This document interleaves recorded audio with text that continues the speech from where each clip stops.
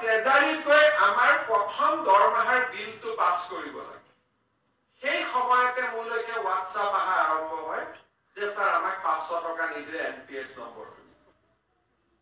স্বচ্ছ নিযুক্তিৰ হোৱাৰ পিছতে আপোনালোকে ইয়াত অনুভৱ কৰিব হয়তো এছচিএছ কেজনে অনুভৱ নকৰিব এপিএছ কেজনে অনুভৱ নকৰিব বাকি সকলে অনুভৱ কৰিব যে ট্ৰেজাৰীত গৈ প্ৰথম এনপিএছ নম্বৰটো বনোৱাৰ লগে লগে তাৰ পৰা মেছেজ আহা আৰম্ভ কৰে যে স্যাৰ আমাক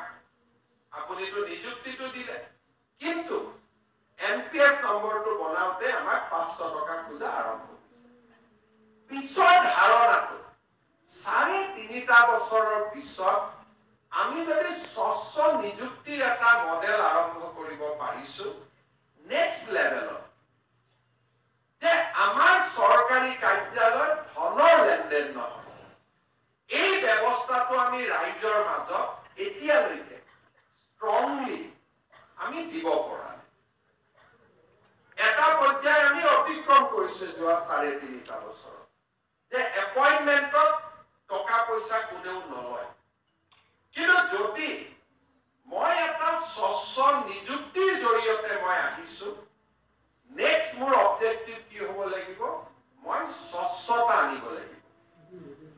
if I am a product of a spoiled system